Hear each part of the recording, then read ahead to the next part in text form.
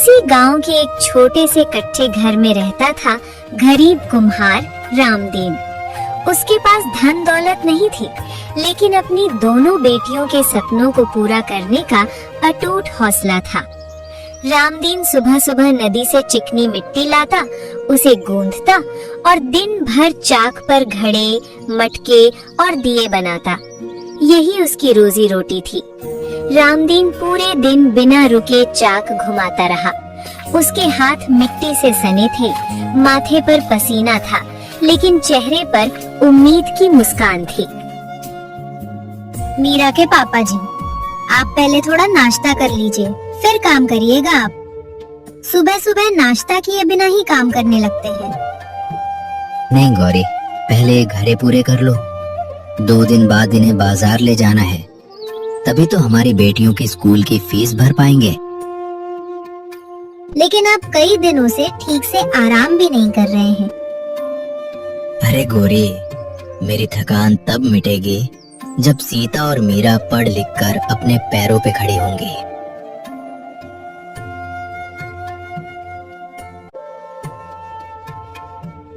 हर घड़ा बनाते समय उसके मन में बस एक ही सपना था, अपनी बेटियों को अच्छी शिक्षा दिलाना। पिताजी, आप हमारी वजह से इतना कष्ट मत उठाइए, आप थोड़ा आराम कर लीजिए।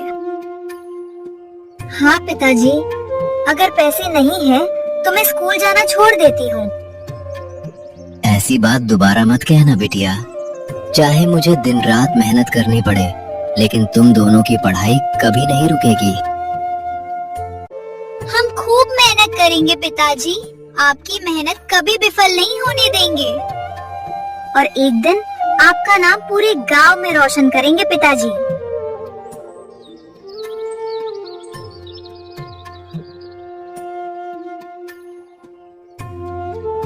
रामदीन ने ठेले पर मिट्टी के बर्तन सावधानी से रखा, बाजार ले जाने के लिए। पिताजी, आज आप बाजार जा रहे हैं ना? हाँ बेटे, आज घड़े बेचने जा रहा हूँ। भगवान ने चाहा तो सारे घड़े बिक जाएंगे। पिताजी, अगर सारे घड़े बिक जाए तो मेरे लिए 2 कॉपी और एक पेन और एक सुंदर सा खिलौना जरूर ले आइएगा। और मेरे लिए नई ग्रामर वाली किताब ले आइएगा, मैं उसे पढ़कर अपनी इंग्लिश ठीक कर लूंगी। जरूर बेटियों, अगर आज अच्छी कमाई हुई तो मीरा के लिए खिलौना और सीता के लिए एक अच्छी किताब दोनों लेकर आऊंगा। सच पिताजी, मैं आपका इंतजार करूंगी। अच्छा बेटियों, अब मैं चलता हूँ। तुम दोनों घर में माँ की बात मानना और अच्छे से पढ़ाई करना। रामदीन मिट्टी के बर्तन लेकर बाजार की ओर चल पड़ा। पीछे से दोनों बेटियां हाथ हिलाकर अपने पिता को विदा कर रही थीं। रास्ते में रामदीन की मुलाकात उसके मित्र हरिराम से होती है।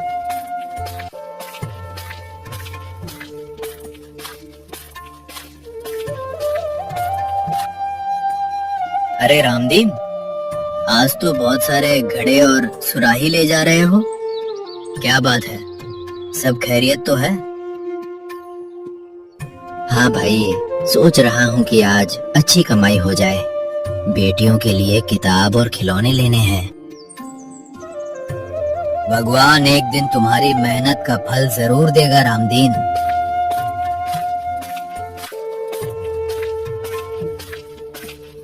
रामदीन मुस्कुराते हुए आगे बढ़ गया। उसके मन में सिर्फ एक ही बात थी, अपनी बेटियों के चेहरे पर मुस्कान देखना। रामदीन अपने ठेले में मिट्टी के घड़े, सुराही और कुल्हड़ लेकर एक एक दुकान पर जा रहा था। उसे उम्मीद थी कि आज सारे बर्तन बिक जाएंगे, ताकि वो अपनी बेटियों के लिए किताब और खिलौने खरीद सके। राम राम मालिक, नए घड़े और सुराही लाया हूँ। इस बार की मिट्टी बहुत अच्छी है, ले लीजिए। नहीं रामदीन, अभी जरूरत नहीं है।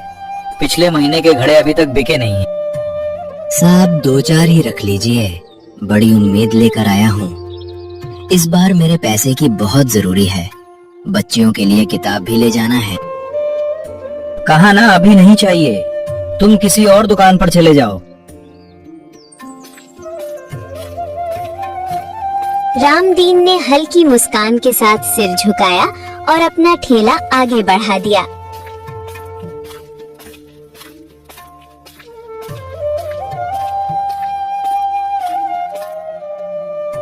नमस्ते मालिक, इस बार बहुत बढ़िया घड़े बनाए हैं। घड़े ले लो मालिक।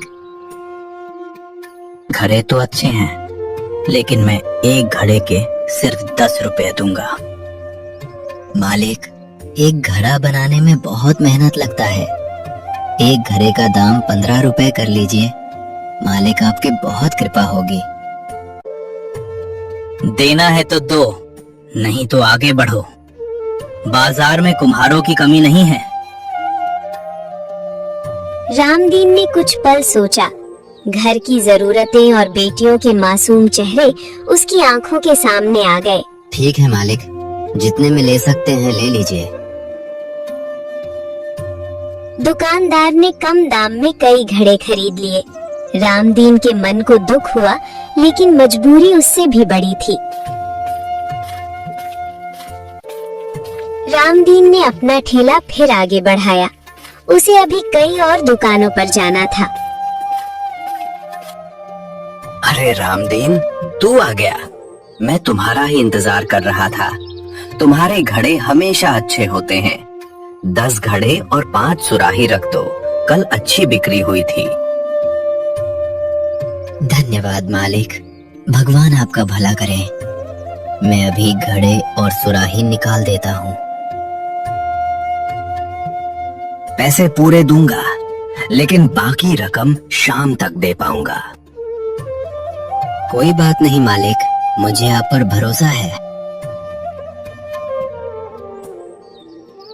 कुछ दुकानदारों ने उसे सम्मान दिया, कुछ ने उसकी मजबूरी का फायदा उठाया और कुछ ने उसे बिल्कुल खाली हाथ लौटा दिया। फिर भी रामदीन ने हिम्मत नहीं हारी। पूरा दिन कड़ी मेहनत करने के बाद रामदीन ने अपनी कमाई गिनी। पैसे बहुत ज्यादा नहीं थे, लेकिन अपनी बेटियों से किया हुआ वादा निभाने के लिए उसने सबसे पहले एक किताबों की दुकान से सीता के लिए नई किताबें खरीदी। फिर एक छोटी सी खिलौनों की दुकान से मीरा के लिए सुंदर सी गुड़िया और दोनों के लिए कुछ रंगीन पेंसिलें भी ले ली। थैले को अपने सीने से लगाकर रामदीन मुस्कुराया और बोला, आज मेरी बेटियां बहुत खुश होंगी। धीरे धीरे वो अपने गांव की ओर चल पड़ा।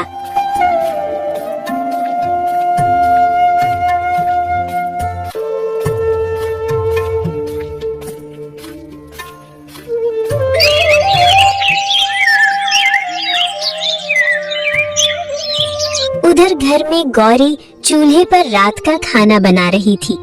दाल की खुशबू पूरे आंगन में फैल रही थी।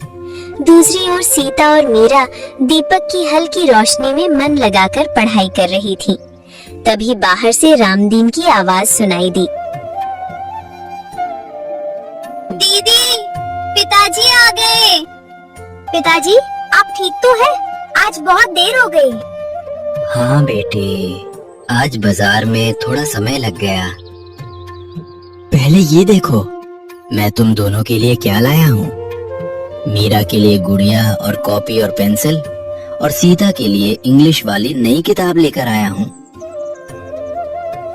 रामदीन अपनी बेटियों की चमकती आंखों को देखकर दिन भर की सारी थकान भूल गया।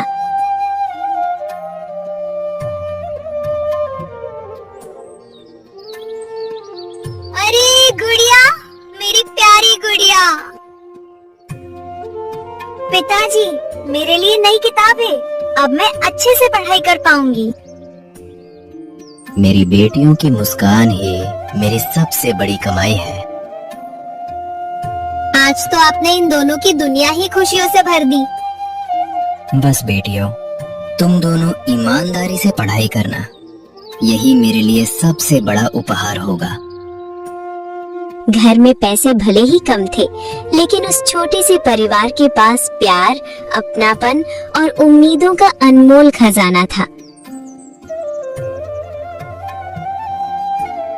उस रात चारों ने साथ बैठकर भोजन किया, लेकिन उनके दिल खुशी और संतोष से भरे हुए थे।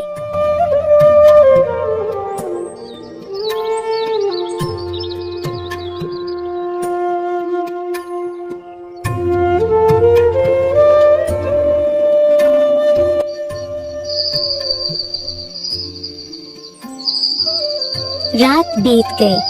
सुबह की पहली किरणें गांव की गलियों में फैलने लगी। पक्षियों की मधुर चहचहाहट सुनाई दे रही थी, लेकिन रामदीन के घर में आज भी वही चिंता थी, रोजी रोटी की चिंता। सुबह सुबह साहूकार ललन अपने आदमियों के साथ रामदीन के घर पहुंचा, अपने कर्ज मांगने के लिए। साहूकार ललन बहुत गुस्से में था। रामदीन, बाहर निकल, मुझे तुझसे बात करनी है।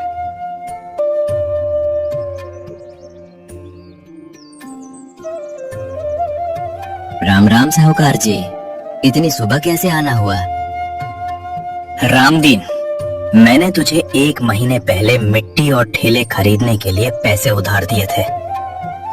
अब मेरा पैसा वापस चाहिए। मुझे पैसों की सख्त जरूरत है। साहूकार जी, अभी बाजार में बिक्री बहुत कम हो रही है। बस कुछ दिन और मोहलत दे दीजिए, मैं आपका एक एक पैसा चुका दूंगा। मैं कोई दान नहीं करता। अगर 3 दिन में पैसे नहीं दिए तो तेरा ठेला, चाक और गाय बकरी सब उठा ले जाऊंगा। ये कहकर साहूकार गुस्से में वहां से चला गया। साहूकार की बात सुनकर रामदीन के चेहरे की मुस्कान गायब हो गई। गाय, बकरी और ठेला, चाक ही उसकी रोजी रोटी का सहारा था। अगर वे भी चले गए तो परिवार का गुजारा कैसे होगा? चिंता मत कीजिए जी, भगवान का कृपा रहा तो एक दिन सब ठीक हो जाएगा। मुझे अपनी चिंता नहीं है गौरी। डर इस बात का है कि कहीं मेरी बेटियों की पढ़ाई बीच में ना छूट जाए। पिताजी, हम खूब पढ़ेंगे और एक दिन आपकी सारी परेशानियां दूर कर देंगे। हाँ पिताजी, आप बिल्कुल उदास मत होइए। उसे ये नहीं पता था कि ये तो संघर्ष की सिर्फ शुरुआत थी। आगे उसकी जिंदगी में ऐसी परीक्षा आने वाली थी जो उसके धैर्य, ईमानदारी और हिम्मत तीनों की कसौटी बनने वाली थी।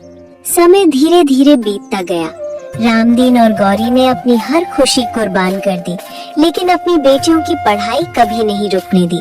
रामदीन दिन रात मेहनत करके मिट्टी के बर्तन बनाता और बाजार में बेचता, जबकि गौरी घर संभालने के साथ साथ बेटियों का हौसला बढ़ाती रहती। आखिरकार वो दिन भी आ गया जिसका पूरे परिवार को बेसब्री से इंतजार था। आज स्कूल का परीक्षा परिणाम घोषित होने वाला था। सीता और मीरा सुबह सुबह स्कूल पहुंची।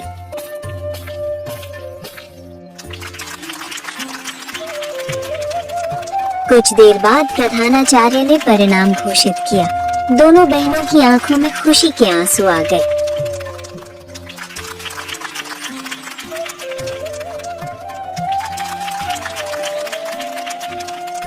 उन्होंने अपने शिक्षकों का आशीर्वाद लिया और दौड़ते हुए घर की ओर निकल पड़ी।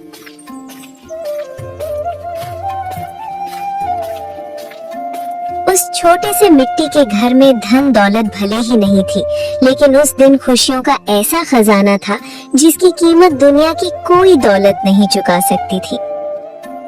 क्या हुआ बेटियों, इतनी खुश क्यों हो? पिताजी, मैं 10वीं कक्षा प्रथम श्रेणी से पास हो गई। और पिताजी, मैं भी 8वीं कक्षा अच्छे अंकों से पास हो गई। रामदीन को विश्वास हो गया था कि उसकी बेटियां एक दिन उसके सारे संघर्षों का फल जरूर देंगी।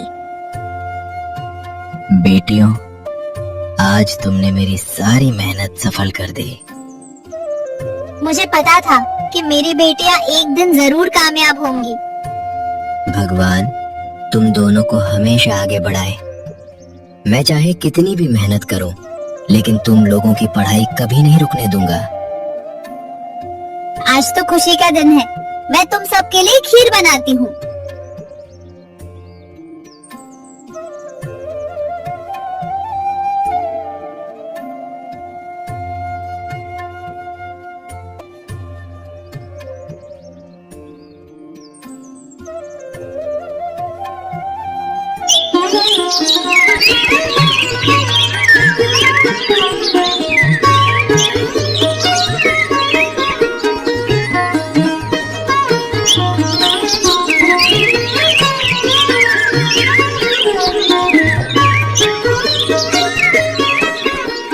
दिनों बाद नए शैक्षणिक सत्र की शुरुआत हुई।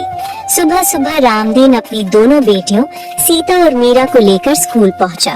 उसके हाथ में पुराने कपड़े का एक थैला था जिसमें दाखिले के लिए जरूरी कागजात रखे थे। रामदीन के मन में खुशी भी थी और चिंता भी। खुशी इस बात की कि उसकी बेटियां आगे की पढ़ाई करेंगी और चिंता इस बात की कि उनकी पढ़ाई का खर्च वो कैसे उठाएगा। बधाई हो रामदीन जी, आपकी दोनों बेटियों ने बहुत अच्छा प्रदर्शन किया है। गुरुजी, आपकी कृपा और इनकी मेहनत का फल है। आज से सीता का 11वीं कक्षा में और मीरा का 9वीं कक्षा में प्रवेश हो जाएगा। हमें पूरा विश्वास है कि ये दोनों आगे भी स्कूल का नाम रोशन करेंगी। धन्यवाद गुरुजी, मैं पहले से भी अधिक मेहनत करूंगी। मैं भी मन लगाकर पढ़ूंगी और दीदी की तरह अच्छे अंक लाऊंगी। भगवान तुम्हें हमेशा सफलता दे और इसी तरह अपने माता पिता का नाम रोशन करना। ठीक है गुरुजी, अब हम लोग चलते हैं। प्रधानाचार्य मुस्कुराते हुए दोनों को आशीर्वाद देते हैं। दाखिले की सभी औपचारिकताएं पूरी हो गई। स्कूल से बाहर निकलते समय दोनों बहनों के चेहरे पर नई उम्मीदें और नए सपने साफ दिखाई दे रहे थे। पिताजी, मैं खूब मेहनत करूंगी। एक दिन बड़ी अफसर बनकर आपकी सारी परेशानियां दूर कर दूंगी। और मैं भी दीदी के साथ खूब पढ़ाई करूंगी। हम दोनों आपको कभी निराश नहीं करेंगे। बेटियों, मेरे पास देने के लिए धन नहीं है, लेकिन मैं अपनी आखिरी सांस तक तुम्हारी पढ़ाई नहीं रुकने दूंगा। उस दिन रामदीन के पास पैसे कम थे, लेकिन उसके सपने बहुत बड़े थे। उसे पूरा विश्वास था कि शिक्षा ही उसकी बेटियों की किस्मत बदलेगी। उसे ये नहीं पता था कि आने वाले दिनों में उसकी जिंदगी एक ऐसी परीक्षा लेने वाली है जो पूरे परिवार की हिम्मत को परखेगी। समय अपनी रफ्तार से आगे बढ़ता गया। रामदीन और गौरी ने अपनी बेटियों की पढ़ाई के लिए हर कठिनाई का सामना किया। कभी नए कपड़े नहीं खरीदे, कभी अपनी जरूरतों को पूरा नहीं किया, लेकिन बेटियों की शिक्षा में कभी कोई कमी नहीं आने दी।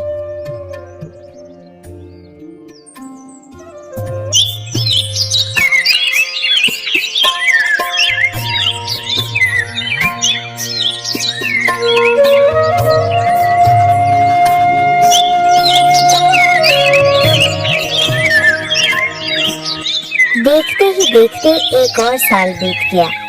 मीरा ने मेहनत और लगन से 10वीं कक्षा अच्छे अंकों से पास कर ली, जबकि बड़ी बेटी सीता ने इंटरमीडिएट यानी 12वीं की परीक्षा प्रथम श्रेणी से उत्तीर्ण कर ली। दोनों बहनों ने अपनी सफलता का श्रेय अपने माता पिता की मेहनत और त्याग को दिया, लेकिन उनके सपने यहीं रुकने वाले नहीं थे। अब दोनों ने अपने जीवन का लक्ष्य तय कर लिया था। छोटी बेटी मीरा ने भारतीय सेना में भर्ती होकर देश की सेवा करने का सपना देखा, जबकि बड़ी बेटी सीता ने कलेक्टर बनकर समाज और गरीबों की सेवा करने का संकल्प लिया।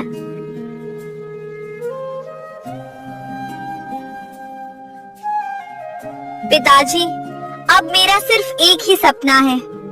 मैं कलेक्टर बनकर आपकी जैसे मेहनतकश लोगों की मदद करना चाहती हूँ।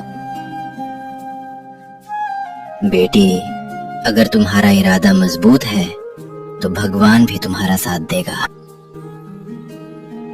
पिताजी, मैं आर्मी में भर्ती होकर देश की रक्षा करूंगी। जब मैं वर्दी पहनूंगी तब आपको मुझ पर गर्व होगा। तो आज भी तुम दोनों पर गर्व है बेटियों। भगवान तुम्हारे सभी सपने पूरे करे। तुम दोनों हमेशा मेहनत और ईमानदारी का रास्ता अपनाना। माँ, हम आपका और पिताजी का हर सपना पूरा करेंगे। चाहे कितनी भी कठिन मेहनत करनी पड़े, हम कभी हार नहीं मानेंगे।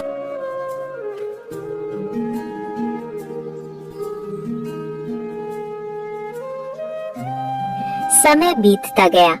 अब दोनों बेटियां अपने अपने सपनों को पूरा करने के लिए दिन रात मेहनत करने लगी थी। उधर रामदीन पहले की तरह दिन रात मेहनत करके अपने परिवार का सहारा बना हुआ था। गौरी भी घर का सारा काम संभालती थी और हमेशा अपनी बेटियों का हौसला बढ़ाती रहती थी। लेकिन एक रात किस्मत ने इस खुशहाल परिवार की सबसे कठिन परीक्षा लेने का फैसला कर लिया। बाहर मूसलाधार बारिश हो रही थी, तेज हवाएं चल रही थी, आसमान में लगातार बिजली चमक रही थी और बादलों की गड़गड़ाहट पूरे गांव में गूंज रही थी।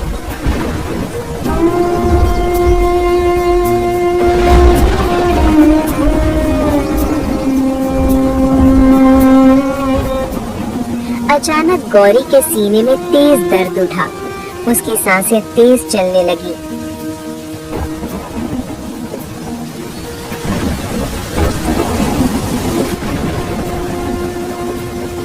सीता के पिताजी, मेरी तबीयत बहुत खराब हो रही है। सांस लेने में तकलीफ हो रही है। गौरी, हिम्मत रखो, अभी तुम्हें अस्पताल लेकर चलते हैं।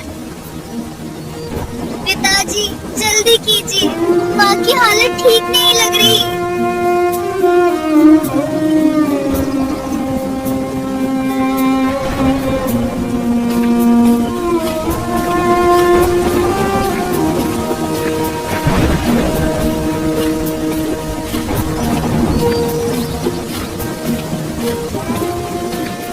रामदीन और उसकी दोनों बेटियां किसी तरह गौरी को ठेले पर लेटाकर अस्पताल के लिए निकल पड़े।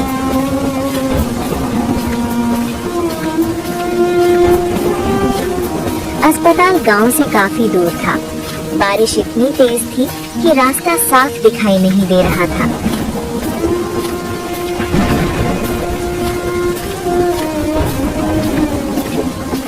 कच्ची सड़क कीचड़ से भर चुकी थी। ठेला गाड़ी धीरे धीरे आगे बढ़ रहा था। रामदीन बार बार भगवान से प्रार्थना कर रहा था। कुछ ही क्षण बाद गौरी का हाथ ढीला पड़ गया। उसकी सांसें हमेशा के लिए थम गई। रामदीन ने बैलगाड़ी रोक दी। उसने कांपते हाथों से गौरी को पुकारा, लेकिन अब कोई उत्तर नहीं मिला। उस अंधेरी और बरसाती रात में रामदीन की दुनिया उजड़ गई।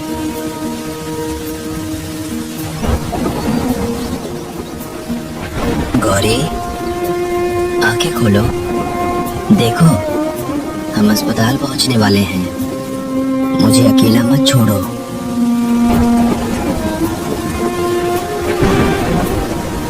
उठो माँ, हम दोनों आपकी बात मानेंगे। माँ, माँ, हमें छोड़कर मत जाओ। माँ,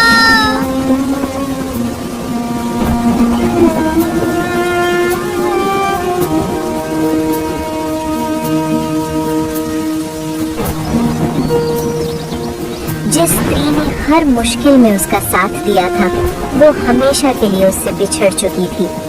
आसमान से बरसती बारिश मानो पूरे परिवार के दुख में शामिल हो गई थी। लेकिन गौरी के अंतिम शब्द, मेरी बेटियों की पढ़ाई कभी मत रुकने देना, रामदीन के दिल में हमेशा के लिए बस गए। उसी पल उसने मन ही मन संकल्प लिया कि चाहे कितनी भी कठिनाइयां आए, वो अपनी दोनों बेटियों के सपनों को हर हाल में पूरा करेगा। गौरी की मृत्यु के बाद उस छोटे से घर की खुशियां जैसे कहीं खो गईं। घर का हर कोना उसकी याद दिलाता था। रामदीन, सीता और मीरा कई दिनों तक उस दुख से उबर नहीं पाए, लेकिन रामदीन को गौरी के अंतिम शब्द बार बार याद आते थे। मेरी बेटियों की पढ़ाई कभी मत रुकने देना। एक दिन उसने अपनी आंखों के आंसू पोंछे और एक बड़ा फैसला लिया। उसने अपनी दोनों बेटियों को बुलाया। बेटियों, तुम्हारी माँ का सपना था कि तुम दोनों अपने पैरों पर खड़ी हो जाओ। अब उस सपने को पूरा करना हमारी जिम्मेदारी है। मैं चाहता हूँ कि तुम दोनों पढ़ने के लिए शहर चली जाओ। लेकिन पिताजी, आपको अकेला छोड़कर हम कैसे जाएं? हाँ पिताजी, हम यहीं रहकर भी पढ़ाई कर सकते हैं। नहीं बेटियों, गांव में उतनी अच्छी तैयारी नहीं हो पाएगी। तुम्हें शहर जाना होगा। वहीं रहकर पूरी लगन से अपने लक्ष्य की तैयारी करो। लेकिन आपका ध्यान कौन रखेगा? मेरी चिंता मत करो। जब तुम दोनों अपने सपने पूरे कर लोगी, वही मेरी सबसे बड़ी खुशी होगी। कुछ दिनों बाद रामदीन ने अपनी थोड़ी सी बचत और कुछ मिट्टी के बर्तनों की बिक्री से मिले पैसों को इकट्ठा किया। उसने अपनी दोनों बेटियों का शहर की कोचिंग संस्थान में दाखिला करवाया और रहने की व्यवस्था भी कर दी।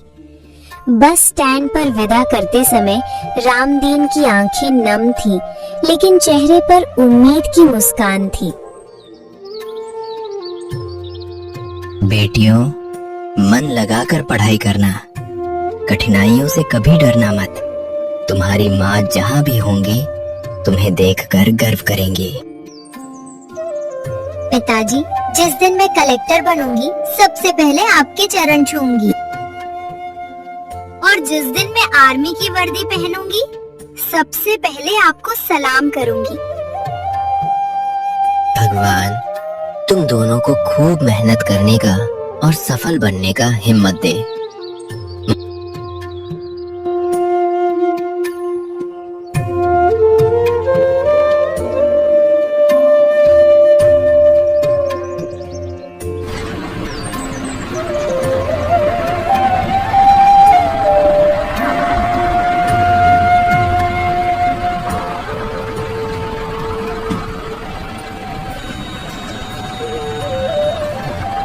दोनों बेटियां शहर चली गईं। इधर गांव में रामदीन पहले से भी अधिक मेहनत करने लगा। वह सुबह से रात तक मिट्टी के बर्तन बनाता, उन्हें बाजार में बेचता और हर महीने अपनी कमाई का अधिकांश हिस्सा बेटियों की पढ़ाई और रहने के खर्च के लिए शहर भेज देता। अब रामदीन का जीवन केवल एक ही उद्देश्य बन चुका था, अपनी बेटियों के सपनों को हर हाल में सच करना।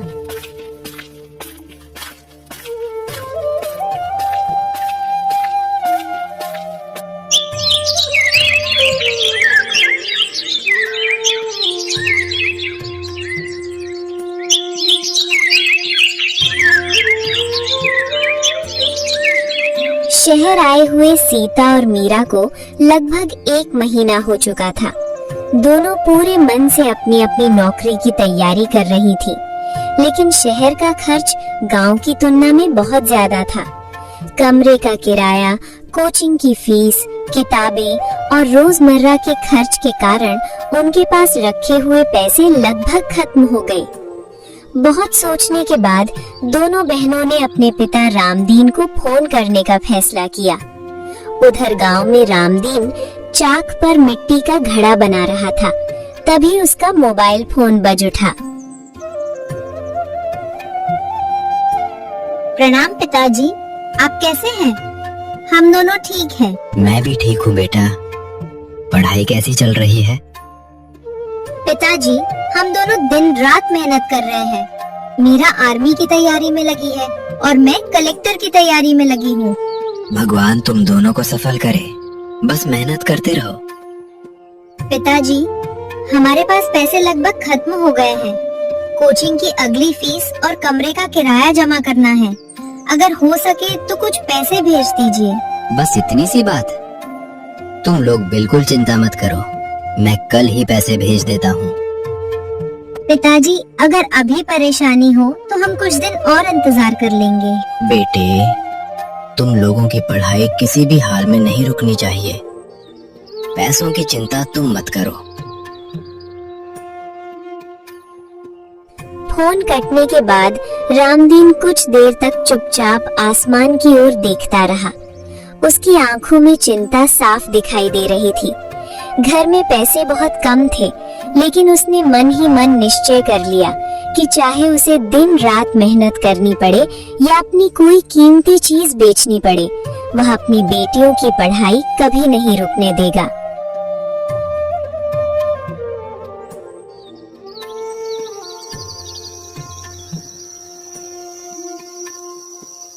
एक रात रामदीन देर तक जागता रहा। उसकी नजर कभी अपनी 3 बीघा जमीन पर जाती तो कभी आंगन में बंधी गाय, भैंस और बकरियों पर।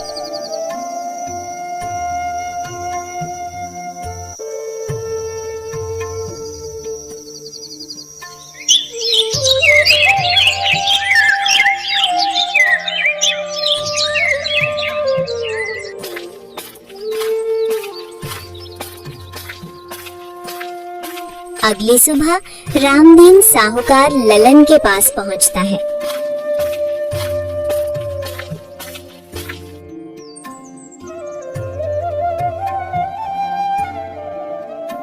अरे रामदीन, आज सुबह सुबह कैसे आना हुआ? साहूकार जी, मुझे कुछ पैसों की जरूरत है। मेरी बेटियां शहर में पढ़ रही हैं। उनकी पढ़ाई और रहने का खर्च चलाना मुश्किल हो रहा है। फिर क्या सोच रखा है? मैं अपनी 3 बीघा जमीन, गाय, भैंस और बकरियां आपको बेचना चाहता हूँ। रामदीन, यही तो तुम्हारी पूरी जमा पूंजी है। सब कुछ बेच दोगे तो गुजारा कैसे करोगे? जमीन और जानवर फिर से खरीदे जा सकते हैं, लेकिन अगर मेरी बेटियों के सपने टूट गए तो उनका भविष्य कभी वापस नहीं आएगा। क्या तुमने अच्छी तरह सोच लिया है? हाँ साहूकार जी, एक पिता के लिए उसकी बेटियों का भविष्य सबसे बड़ी दौलत होता है। साहूकार कुछ देर चुप रहा, फिर उसने पैसे रामदीन के हाथ में रख दिए। भगवान करे तुम्हारी बेटियां एक दिन बहुत बड़ा नाम करें।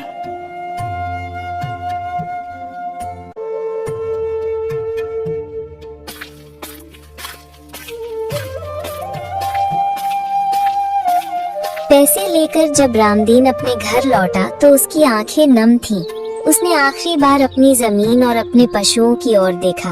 वर्षों की मेहनत से कमाई हुई उसकी सारी संपत्ति आज उससे दूर हो रही थी, लेकिन उसके चेहरे पर कोई पछतावा नहीं था। उसके दिल में सिर्फ एक ही खुशी थी, अब उसकी बेटियों की पढ़ाई बिना रुके जारी रहेगी। उसी शाम उसने पूरे पैसे शहर भेज दिए। उस दिन रामदीन गरीब जरूर हो गया था, लेकिन एक पिता के रूप में वो दुनिया का सबसे अमीर इंसान बन चुका था, क्योंकि उसने अपनी सारी दौलत अपनी बेटियों के भविष्य पर न्योछावर कर दी थी। गांव के लोग रोज उसे मेहनत करते देखते थे, लेकिन कुछ लोगों को उसकी बेटियों की पढ़ाई पर खर्च करना समझ नहीं आता था। एक दिन गांव की चौपाल पर कुछ लोग रामदीन को रोक लेते हैं। अरे रामदीन, तुम भी अजीब आदमी हो। क्यों भाई, क्या बात है? अपनी 3 बीघा जमीन बेच दी, गाय भैंस भी बेच दी। आखिर किस लिए? बेटियों को इतना पढ़ा लिखा कर क्या करोगे? आखिर शादी के बाद तो उन्हें घर गृहस्थी ही संभालनी है। इतना पैसा बेटियों पर खर्च करने से क्या फायदा? अगर बेटा होता तो बात भी समझ में आती। लेकिन लोग तो यही कहते हैं कि लड़कियां आखिर रसोई ही संभालेंगी। रामदीन कुछ पल चुप रहा, फिर उसने आत्मविश्वास से उनकी ओर देखा। रसोई संभालना कोई छोटी बात नहीं है, लेकिन अगर मेरी बेटियां चाहें तो वे उससे भी बड़े सपने पूरे कर सकती हैं। एक कलेक्टर बनना चाहती है, दूसरी देश की सेना में जाकर सेवा करना चाहती है। मैं उनके रास्ते में कभी नहीं आऊंगा। अगर वे सफल नहीं हुए तो? मेहनत कभी व्यर्थ नहीं जाती। मुझे अपनी बेटियों पर पूरा भरोसा है। अगर पिता अपनी संतान पर विश्वास नहीं करेगा तो कौन करेगा? गांव वाले एक दूसरे का चेहरा देखने लगे। किसी के पास रामदीन की बात का जवाब नहीं था। रामदीन वहां से सिर ऊंचा करके आगे बढ़ गया। लोगों की बातें अब उसे नहीं रोक सकती थी। उसके दिल में सिर्फ एक ही विश्वास था, एक दिन उसकी बेटियां अपनी मेहनत से समाज की सोच बदल कर दिखाएंगी। उस विश्वास ने ही उसे हर कठिनाई में आगे बढ़ने की ताकत दी।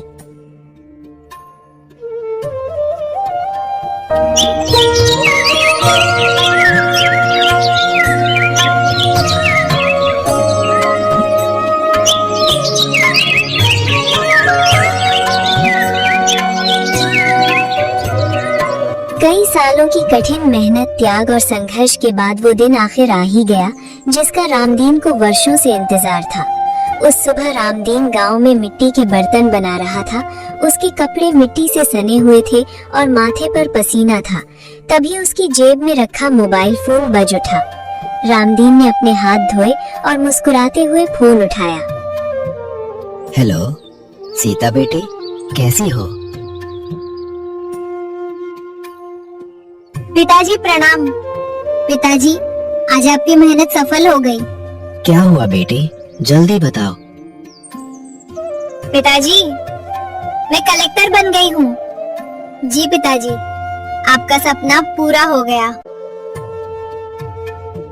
रामदीन की खुशी का ठिकाना नहीं रहा। रामदीन ने आसमान की ओर देखा। उसकी आंखों से खुशी के आंसू लगातार बह रहे थे। पिताजी, मेरी भी एक खुशखबरी है। पिताजी, मेरा भारतीय सेना में चयन हो गया है। अब मैं देश की सेवा करूंगी। भगवान, आज मेरी गौरी का सपना पूरा कर दिया। मेरी दोनों बेटियां सफल हो गईं। एक पिता को इससे बड़ी खुशी क्या हो सकता है। पिताजी, हम दोनों जल्द ही गांव आएंगे। अपना ख्याल रखना।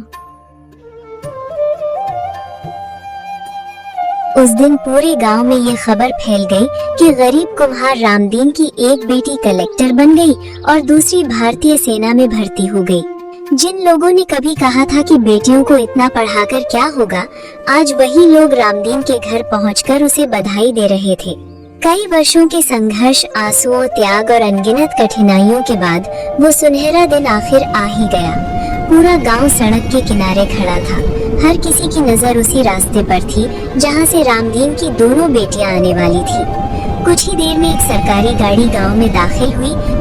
रामदीन ने कांपते हाथों से दोनों बेटियों को गले लगा लिया। उसकी आंखों से खुशी के आंसू रुकने का नाम नहीं ले रहे थे। आज उस गरीब कुम्हार की मेहनत, त्याग और विश्वास की जीत हो चुकी थी। वही गांव जहां कभी लोग कहते थे कि बेटियों को पढ़ाकर क्या होगा, आज उसी गांव के लोग गर्व से कह रहे थे। रामदीन ने अपनी जमीन खोदी, अपने पशु बेच दिए, दिन रात मेहनत की, भूखा रहकर भी अपनी बेटियों के सपनों को जिंदा रखा और आखिरकार उसकी हर कुर्बानी रंग लाई। ये कहानी सिर्फ रामदीन की नहीं है, बल्कि हर उस माँ बाप की कहानी है जो अपने बच्चों के भविष्य के लिए अपना सब कुछ न्योछावर कर देते हैं। मेहनत कभी व्यर्थ नहीं जाती, त्याग कभी बेकार नहीं होता और शिक्षा से बड़ा कोई धन नहीं होता।